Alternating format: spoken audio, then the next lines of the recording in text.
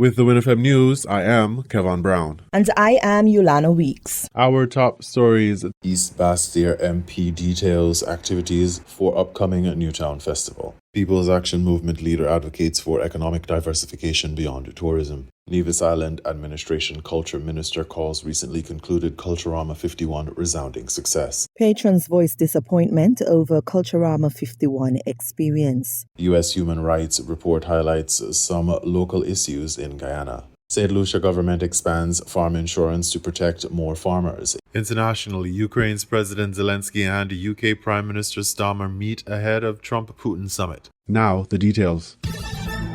The Newtown Festival, organised by the community and detailed by the Honourable Dr. Geoffrey Hanley, Deputy Prime Minister and Parliamentary Representative of Constituency No. 1, East Bastyr, is set to commence on September 6, 2025. The festival aims to foster community spirit by engaging various local organisations and sports clubs, ensuring a clear separation from political affiliations during the celebration. This approach emphasises unity and shared enjoyment among residents. The festival's schedule includes a variety of activities designed for broad community participation. We are going to have our festival kicking off on the 6th with our health walk, and we are going to be engaging all our our sporting clubs, our non-profit organizations that are in the community to be a part of the celebration, because there comes a time when you have to separate the politics from community.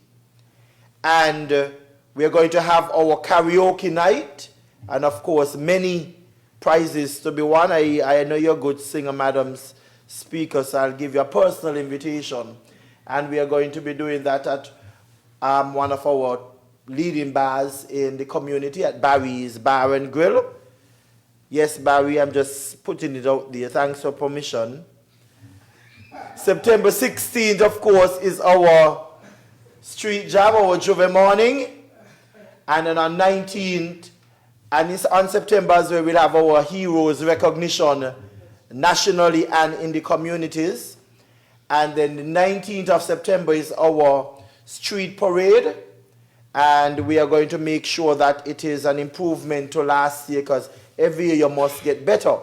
I must say though, Madam Speaker, I had a joke because I was doing some house to house and I was approached, I don't want to say attacked, or a demand came from some young people that they want sugar ban for the street parade. So I'm going to be looking for sponsorship, Madam Speaker, so expect a donation letter as well. And we're having a grill and chill and our bingo night. This is going to be big because we're going to be giving out a lot of money. Those of you who are lucky to get your lucky bingo cards, you'll be able to win not only cash, but also other prizes. And I'll be expecting to be able to announce that a prize came down from Nevis. I'll be looking forward to my colleagues on the other side to donate, whether it's a small fridge or blender, whatever you give, we will recognize you guys. The festival will conclude with a family community street sports festival on Sunday afternoon at Newtown Bay Road, featuring aquatics, street football, cricket and tennis. The festival will culminate with a special recognition and honoring of the community's seniors, maintaining a tradition of respect and appreciation within the Newtown community. Natasha Gray Brooks, leader of the People's Action Movement, during the party's press conference on August 12, 2025, emphasized the critical need for St. Kitts and Nevis to broaden its economic identity beyond its traditional allure of sun, sand, and beaches. Brooks highlighted the vulnerabilities exposed by the COVID-19 pandemic and the declining revenue from the Citizenship by Investment CBI program, underscoring the urgency for diversification. She articulated a vision for a more resilient economy by fostering local skills, promoting food security, and embracing innovation. Brooks pointed to the entrepreneurial spirit observed during the pandemic as a testament to the latent potential within the population. As it relates to the diversification of the economy, our country needs it badly. We've learned from COVID that tourism can be a fragile industry. From all the different changes Our revenue stream in CBI has dropped.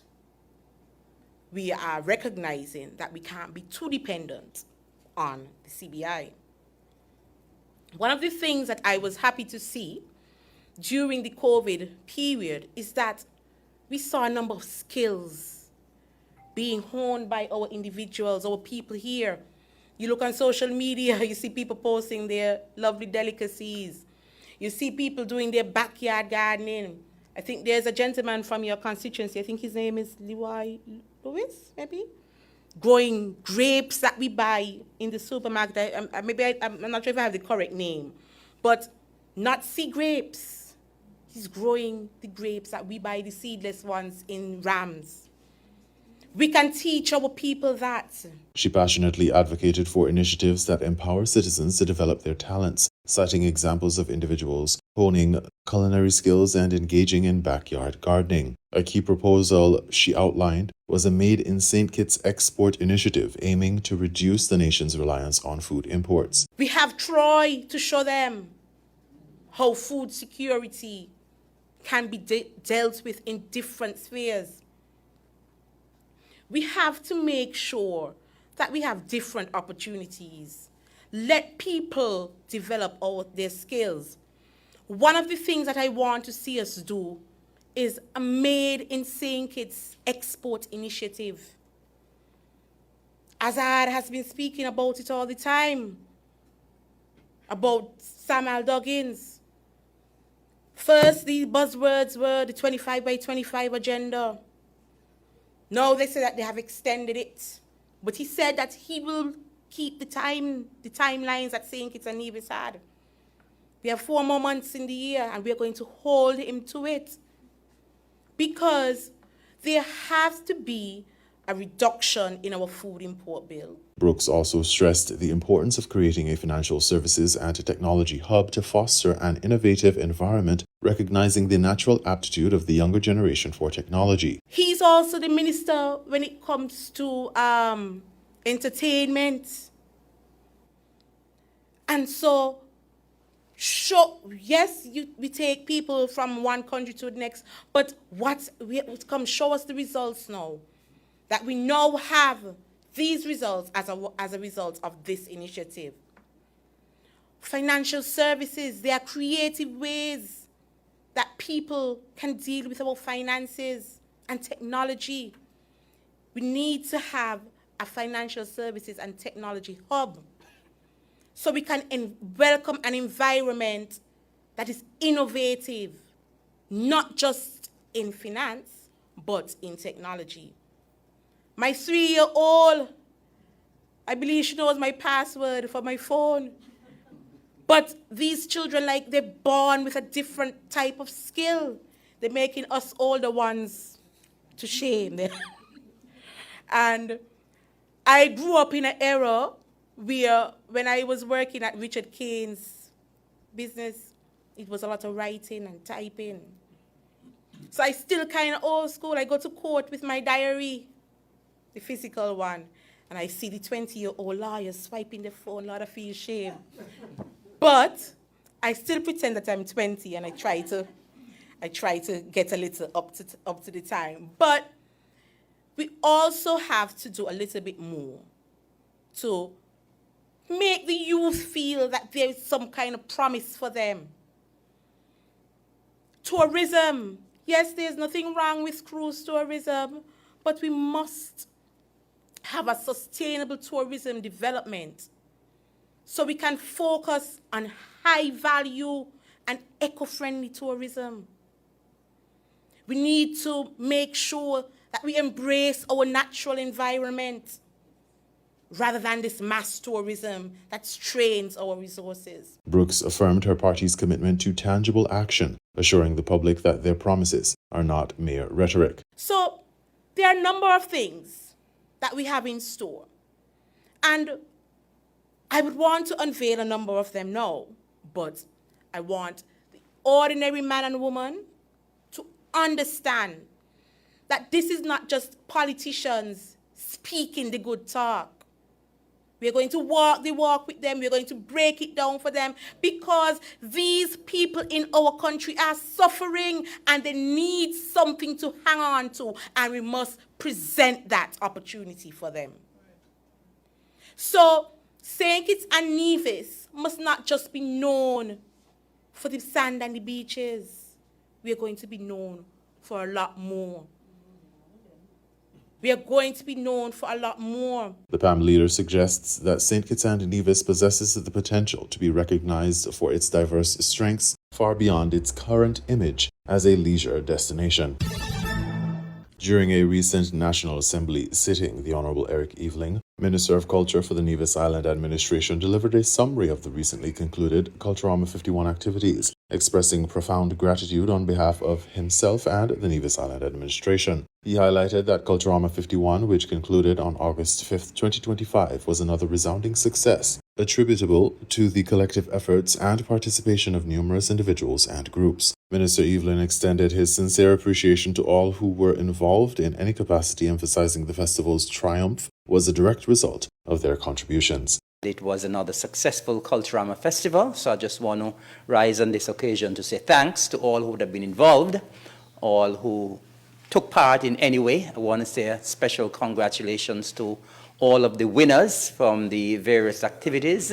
And of course, not only the winners, but all who took part. It wasn't, the festival could not have been successful without the participation of all who were part of the various activities and competitions.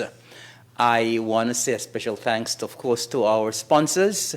We're always happy that when you come on board to partner with us, we say thanks to the committee, the hard-working committee, for putting together another successful event. Despite isolated incidents on Last Clap, Minister Evelyn noted that Culturama 51 was generally characterized by a lack of accidents, incidents, and crime, reflecting the effective planning and execution. We want to say a special thanks as well to the persons from the health team who were there every night to ensure everything went well, to the Royal St. Christopher and Nevis Police Force for keeping the peace, and apart from the little problems we had on Last Lap. He extended a heartfelt thank you to all patrons who attended in large numbers, recognizing their support as indispensable for Culturama's vibrancy. I would say generally the festival was pretty much accident and incident and crime-free. It's a pity we had those little scuffles on Last Lap to everything else, but everything else prior to that went exceptionally well. Minister Evelyn concluded by expressing warm appreciation and eagerly anticipating their return for Culturama 52.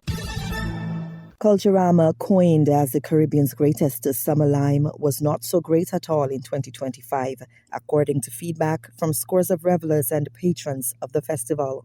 A wave of negative feedback had been surfacing online and on local talk shows since the festival ended, contrary to the statement delivered by Nevis's Minister of Culture, Eric Evelyn, who declared that Culturama 51 was a resounding success. The organizing committee informed at its launch that Culturama 51 would not have the same grandeur as Culturama 50, but said that patrons could anticipate an enjoyable Culturama product. However, mostly on social media, people expressed that the reality fell far short of expectations. One of the activities that patrons viewed as a major disappointment was the Culturama 51 Grand Parade, citing that troops, revelers, and spectator numbers fell significantly. Quote, "Way before sunset, the troops had already made their rounds, and I didn't see a lot of people," said a spectator to WINN FM. Online, some people spoke about the Culturama food fair, saying that it too was a disappointment.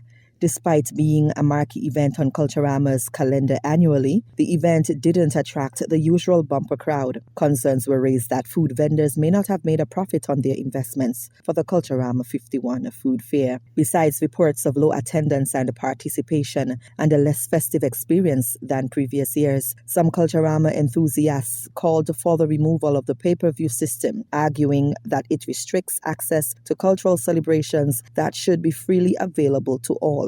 Many took to social media to express frustration, saying pay-per-view excludes those who couldn't attend in person but still wanted to support and enjoy the festivities from home. They spoke particularly about the sick, the disabled, the elderly, and Kittitians and Nivisians living in the diaspora who have a keen interest in their country's activities. In speaking to a WINN FM reporter on the night of the Mr. and Miss Talented Teen pageant, a native living in the diaspora said, quote, "I shouldn't have to pay to watch my own culture. This is a national celebration, not a concert," unquote. Several social media commenters expressed that significant changes will need to be made, including more exciting activities backed by robust marketing efforts to maintain community support and large attendance in the future.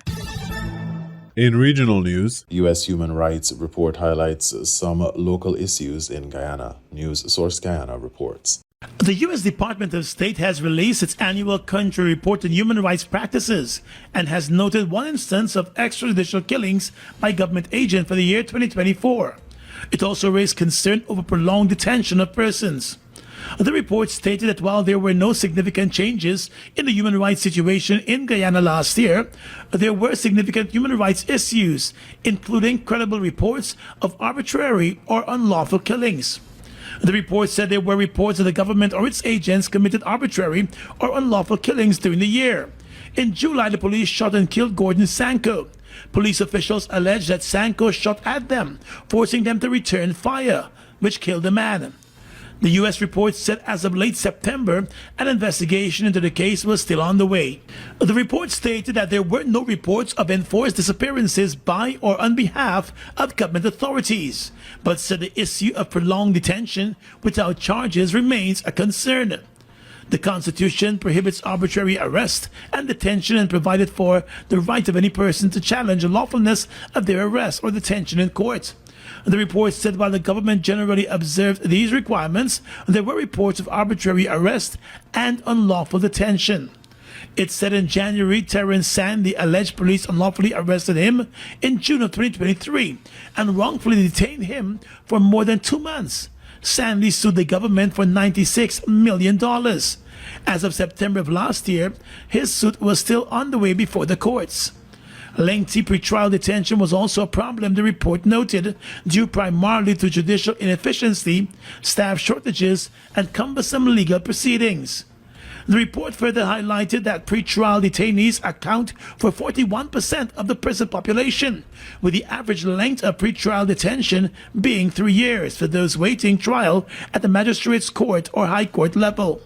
This, the report noted, often exceeded the maximum possible sentence for the crime which individuals were charged. The report noted that in July, the government passed the Criminal Law Procedure Paper Committal Bill to reduce pretrial detention periods by replacing in-person hearings with written arguments by defense and the prosecution teams. St. Lucia government expands farm insurance to protect more farmers. HDS News Force has the details. The recently launched innovative insurance program initially targeted banana and plantain farmers to address the escalating risk posed by the hurricane season. Officials plan to expand the initiative to include the entire agricultural sector. During the weekly pre-cabinet media briefing, Agriculture Minister Alfred Prosper detailed the process for setting up the program. We launched an insurance scheme for our banana and plantain farmers. You're aware of that, right? And it was basically coming from funding that was provided by the Prime Minister of $1 million. And we engaged a few insurance companies and we were able to come up with a good mechanism by Grace Kennedy or something like that.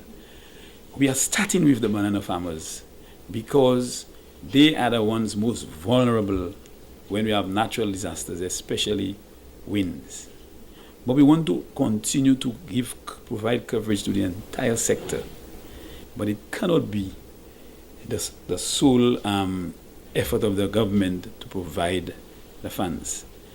Prosper explained that the government alone cannot fund the program. He emphasized that farmers need to be educated and must make a small contribution for the entire industry to be integrated. If, let's say, every farmer who sells to the marketing board or Marcy or the hotel, with they agreed to give us, to deduct, for example, 5 cents from every pound of what they sell. That is money that can be added to what the government is already contributing to expand the program. As I said, you're talking 5,000 farmers. If 5,000 farmers are all affected by a natural disaster, we want to ensure that those farmers benefit tremendously by this insurance program, and that it would not be the government every time to take resources from the people or resources that could be used otherwise to help compensate them. The insurance program that we have for banana farmers, if we have any natural disaster anytime in this hurricane season, an assessment will be done of the damage, and the insurance company will provide the government of St. Lucia an amount based on the assessment that the government will distribute to the farmers that are affected. The Agriculture Minister praised the initiative, stating it may help improve food security and reduce the food import bill. I think it's a wonderful initiative for our farmers, because if we are saying to them that we want you to work with us to improve our food production and to do the best we can to ensure that we are food secure, we must provide them with the level of support that they need to ensure that this happens. And that's why I'm very proud of the government I'm part of. I'm very happy the minister, the prime minister and the cabinet ministers understand the importance of agriculture, and we have no difficulty providing the level of support to our farmers, our fishers and everyone in the sector to ensure that we are food secure. In July, the government of St. Lucia signed an agreement with GK Insurance Limited to establish a landmark insurance scheme for registered banana and plantain farmers. The government will make a one-time payment of $1 million to fund the insurance plan, which will provide eligible farmers coverage for wind damage caused by tropical storms and hurricanes. The SLP administration has touted the historic farm insurance scheme as a measure to fortify the financial resilience of farmers and enhance the sustainability of the agricultural sector. Gina Filippi, HDS News Force. We now bring you these international reports. At their talks in London, the British and Ukrainian leaders have agreed that Friday's US-Russia summit presents a viable chance to make progress on ending the war in Ukraine, so long as President Putin can prove he is serious about peace. In Moscow, Mr. Putin has praised the Trump administration for what he called its energetic and sincere efforts to stop hostilities and achieve agreements in the interests of all parties. The Kremlin has announced more details of the summit. It will start on Friday at 11:30 local time. As expected, Ukraine will be the central issue, but both leaders will also discuss trade and economic cooperation. Mr. Putin and Mr. Trump will first have a one-to-one meeting with translators, but they will also have a wider meeting with their delegations and a working breakfast. From the Russian side, we know that Foreign Minister Sergei Lavrov will also be attending. Presidents Putin and Trump will hold a joint news conference at the end of the summit. Jared Hill from CBS News gave me this update on what we should expect from the summit from the US perspective. So as of now, Anita, there is some sort of a remarks scheduled around from President Trump, what exactly he's expected to say. There is, no telling at this point, but we could be hearing something else from him. When it comes to expectations out of this meeting, we've seen the White House really trying to temper expectations, describing this as a listening exercise for President Trump. President Trump even yesterday going so far as to saying that this is basically setting the table for a second meeting that would presumably happen between the three of them. President Trump, President Putin, as well as President Zelensky. So it doesn't seem as though the White House is expecting for there to be, concrete deliverables coming out of tomorrow, but we'll have to wait and see. And waiting to see, presumably, in those comments later, Jared, whether President Trump, if he talks about the summit, might say anything more about possible sanctions on Russia and its trading partners, because after those virtual talks in Berlin, we heard him say that there would be serious consequences if Russia didn't make serious moves towards peace. Yeah, that's right. I mean, we're seeing yet again President Trump sort of teasing out the possibility of something in the future, saying that there would be, as you mentioned, those serious consequences for Russia if Putin doesn't agree to end the war. He was explicitly asked whether that means sanctions or tariffs or anything like that, but he would not go into detail quite yet, which is pretty much par for the course from what we've seen from President Trump, liking to sort of tease out some of these possible details before they actually come to fruition, if they do. And just as we came to you, we mentioned that the Russian side, Jared, had said that Ukraine will obviously be the main topic, but that economic cooperation would also be discussed. We've seen President Trump wrap up economic policy and politics very closely in a number of other instances in different parts of the world. Might that happen here as well? That's always the possibility. I mean, again, this is going to be a major meeting between these two world leaders who haven't met face to face in quite some time, especially being that this is going to be happening on American soil that at one point in time was Russian soil. We know that there is some interest from the Russians regarding things like natural minerals and resources from within Alaska, but we haven't quite heard just yet from the White House whether that is something that they are planning to also speak about. Again, as the day continues to unfold, things are just getting started here on the East Coast in the United States. We will hopefully learn some more from the White House about what they're expecting and planning for this meeting. More now on Ukraine, and let's take a look at what's at stake in that meeting on Friday between Presidents Putin and Trump in Alaska. As we've been hearing from the UK Prime Minister, Sir Keir Starmer, he's been reiterating that international borders mustn't be changed by force. Our diplomatic correspondent Paul Adams has more on the territory being fought over in Ukraine. The Alaska summit, Donald Trump's first face-to-face meeting with Vladimir Putin for 6 years, is a big moment. But it's also one fraught with risk. Let's look at who controls what in Ukraine and what might be at stake in any peace agreement. We need to go back to 2014 to see Vladimir Putin's first move, the occupation and annexation of Crimea. That was followed by a Moscow-backed separatist movement in the area known as the Donbass, specifically the two regions or oblasts known as Donetsk and Luhansk. A war simmered there for 8 years. But in February 2022, Putin launched his full-scale invasion. Russian troops reached the outskirts of Kiev and seized huge swathes of the south, including big chunks of two more oblasts, Zaporizhia and Kherson. The war has ebbed and flowed ever since. Russia now controls around 20% of Ukraine. In the east, Russian forces are advancing, but very slowly and at great cost. President Zelensky says that what's needed now is an unconditional ceasefire. But in the run-up to his Alaska summit with Putin, President Trump has started talking instead about territorial swaps, causing shockwaves in Kyiv and across Europe. But what could these swaps mean, given that all the territory in question legally belongs to Ukraine? Let's look at the Donbass. Some reports suggest that Mr. Putin is demanding that Ukraine hand over the remaining territory it controls in both oblasts. But that would mean Kyiv giving up on places which tens of thousands of Ukrainian soldiers have died trying to protect. For Kyiv, such a concession would represent a bitter pill.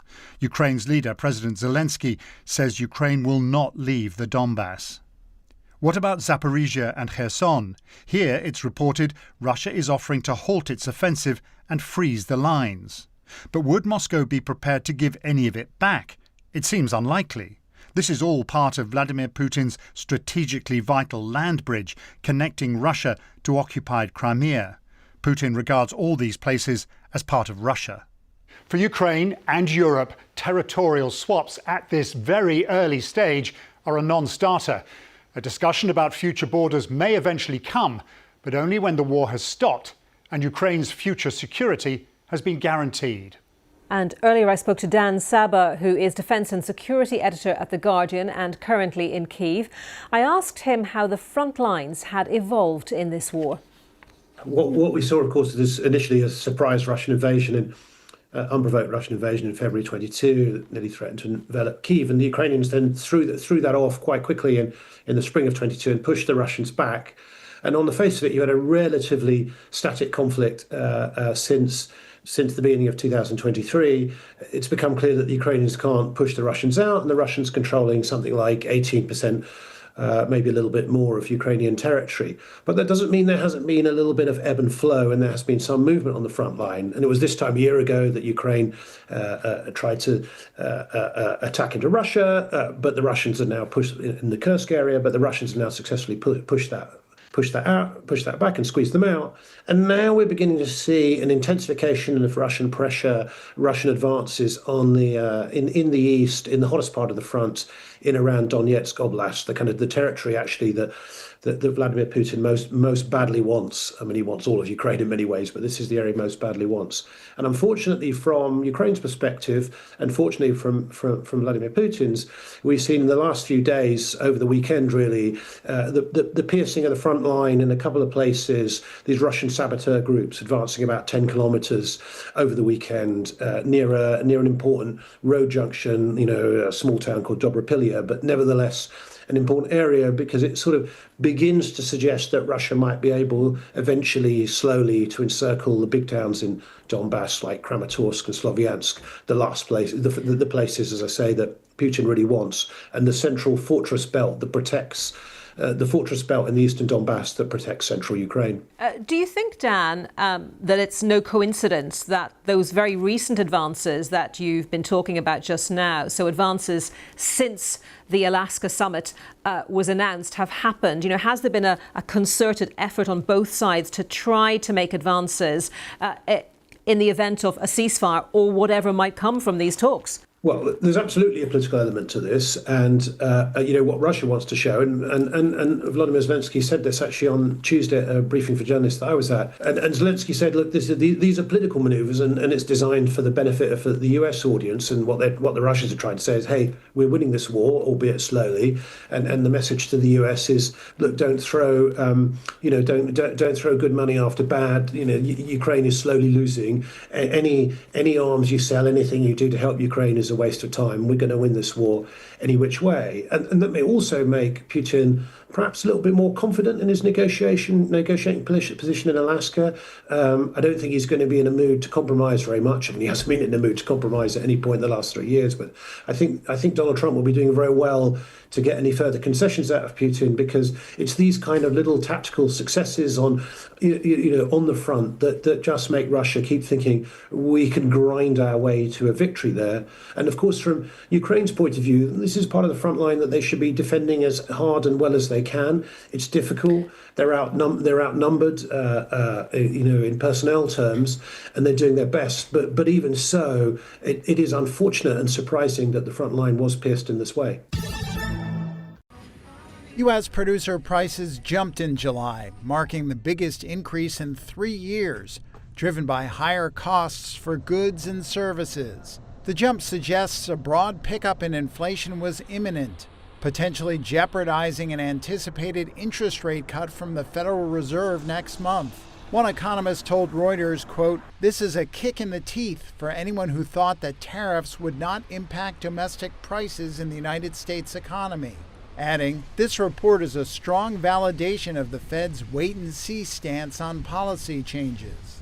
The Producer Price Index, or PPI, rose 0.9% last month, after staying flat the month before, according to the Labor Department's Bureau of Labor Statistics. Economists polled by Reuters had expected only a 0.2% gain.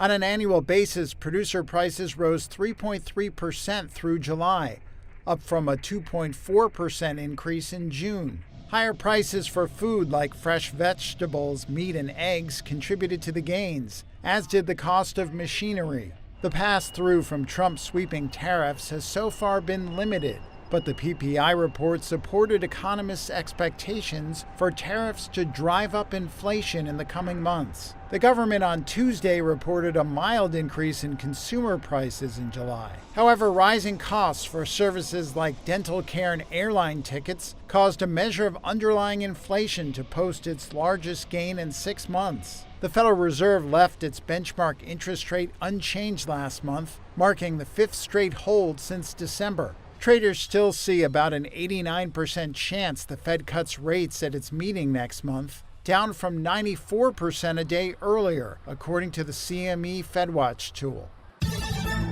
You were listening to the WINN FM 98.9 newscast. Our top stories were East Bastyr MP details activities for upcoming Newtown Festival. People's Action Movement leader advocates for economic diversification beyond tourism. Nevis Island Administration Culture Minister calls recently concluded Culturama 51 resounding success. Patrons voice disappointment over Culturama 51 experience. U.S. Human Rights Report highlights some local issues in Guyana. St. Lucia government expands farm insurance to protect more farmers. Internationally, Ukraine's President Zelensky and UK Prime Minister Starmer meet ahead of Trump-Putin summit. Thank you for listening.